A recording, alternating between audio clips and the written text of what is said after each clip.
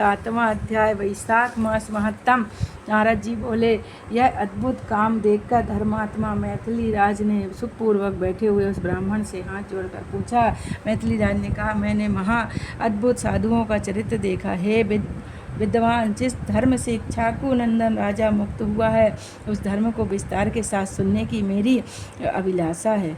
कृपा करके मुझे श्रद्धावान के लिए विस्तार से कहिए। महामुनि सुतदेव राजा की यह पूछने पर साधु साधु कहकर बोले। सुतदेव ने कहा, हे राज सत्तम, तुम्हारी बुद्धि बहुत शुद्ध है, क्योंकि तुम विष्णु प्रिय धर्मों को सुनना चाहते हो। बहुत जन्मों से संचित पुण्य के बिना किसी मनुष्य की बुद्धि वासुदेव की कथा कहने में नहीं लगती।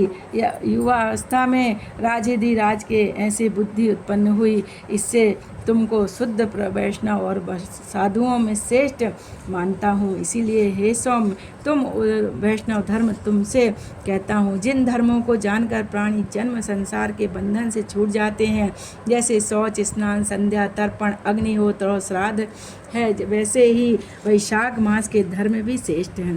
वैशाख मास के धर्म न करने से कोई स्वर्ग को नहीं जा सकता। सब धर्मों में वैशाख धर्म के समान कोई धर्म नहीं है। बहुत से धर्म अराजक बिना राजा की प्रजा के समान हैं।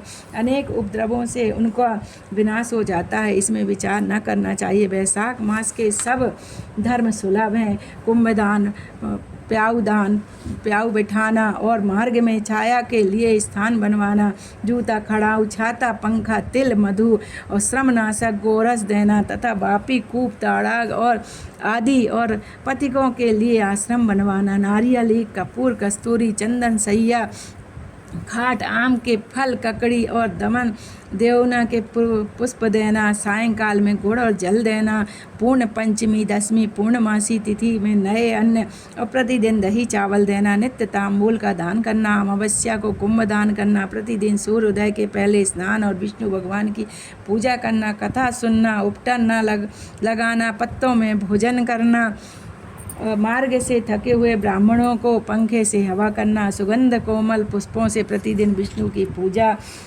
फल और दही चावल की नैवेद्य और धूप दीप करना, गौ के लिए अग्रासन निकालना, ब्राह्मण के चरण धोना, गुड़, सौंठ और आंवले का चूर्ण देना, प्रतीकों को आश्रय देना, चावल और साग का दान करना, इतने धर्म वैशाख मास में श्रेष्ठ हैं। विष्णु भगवान को पुष्प अर्पण करना, समयोचित पल्लव आदि से पूजा करना, दही चावल के नैवेद्य लगाना सब पापों के विनाश का कारण है। जो स्त्री वैशाख मास में उस ऋतु में उत्पन्न पुष्पों से घर में अथवा देवालय में विष्णु की पूजा नहीं करती, उसे कभी पुत्र और सुख की प्राप्ति नहीं होती। वह पति की और अपनी आयु क्षीण करती है। वैशाख मास में विष्णु भगवान शिव देवताओं, मुनियों और लक्ष्मी जी के साथ धर्म मर्यादा की परीक्षा के लिए मनुष्यों के घर आते हैं। उस समय जो मूढ़ मनुष्य पुष्पों से उनकी पूजा नहीं करता, वह रौर नरक को जाता है और उसके बाद 5 वर्ष राक्षसी योनि में जन्म पाता है। इस महीने में भूखे मनुष्यों को अन्न और जल नित्य देना चाहिए, क्योंकि यही प्राणियों के जीवन का हेतु है। इस महीने में जल दान न करने से त्रियोगनी में जन्म लेना पड़ता है और अन्नदान न करने से पिशाच होना पड़ता है। हे भूपाल, अन्नदान न करने की एक अद्भुत और अद्भुत कथा कहता हूँ। मेरे पिता नर्मदा के किनारे पिशाच थे, अपना मांस खाने वाले और भूख प्यास से पीड़ित थे। छायाहीन सेमर वृक्ष के मूल में अचेतन रहते थे। उनको भूख प्यास बहुत थी, किंतु कंठनाल का छिद्र समूह गले के भीतर मांस बढ़ गया था, जिससे अत्यंत पीड़ित थे और कुछ खा पी नहीं सकते थे।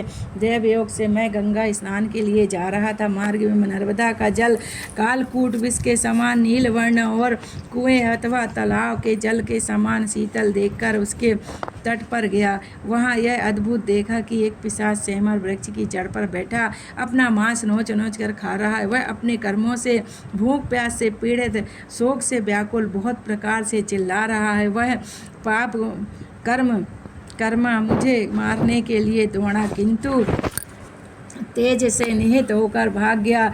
मुझे उस पर दया आई। मैंने कहा, डरो मत, तुमको अभय किया। हे तात, तुम कौन हो? अपने दुख का कारण बताओ, मैं तुमको इस दुख से छुड़वाऊंगा, सोच ना करो।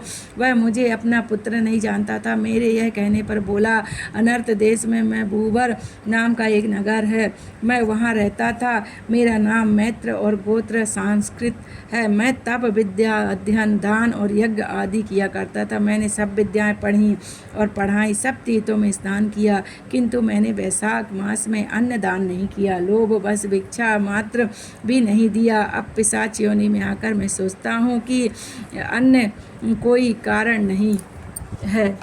मैं सत्य कहता हूँ, उसी पाप से पिशाच होना पड़ा। इस समय सुतदेव नाम से विख्यात मेरा पुत्र घर पर है। उससे मेरी दशा कहो कि तुम्हारा पिता वैशाख मास में अन्न दान न करने से पिशाच हुआ है, स्वर्ग लोक को नहीं गया, नर्मदा के निकट वृक्ष में के मूल में अपना मांस खाते हुए और रोते हुए उसे देखा है। तुम अपने पिता की मुक्ति के लिए वैशाख मास में प्रातःकाल स्नान और विष्णु भगवान की पूजा करके श्रद्धा से अपने पिता के लिए तर्पण करो और गुणवान श्रेष्ठ ब्राह्मण को अन्नदान करो, तो वह पिशाच योनि से मुक्त होकर वैकुंठ लोक को चला जाए। तुम यह संदेश मेरे कल्याण के लिए मेरे पुत्र से कहो, इसमें शंका न करो, यह तुम्हारी दया होगी, तुम्हारा सर्वत्र मंगल और कल्याण हो। मैं अपने पिता के कहे हुए वह वाक्य सुनकर बड़े दुख से उनके पैरों पर दंड के समान गिर पड़ा और बहुत देर तक व्याकुल रहा, बार बार अपनी निंदा करता हुआ रोता रहा। फिर मैंने कहा, हे तात, मैं तुम्हारा पुत्र हूँ, देव योग से यहाँ आ गया हूँ। मैं अपने पितरों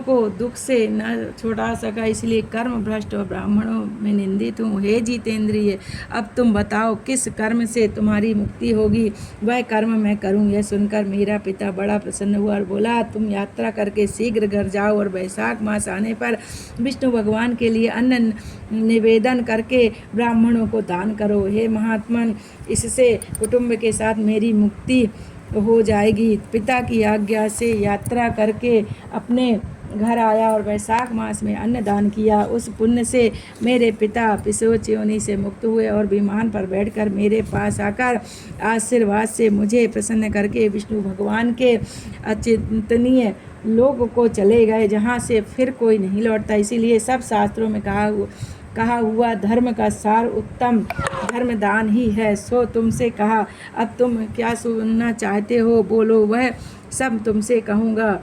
ओम जय श्रीमन नारायण भगवान की जय। राधे।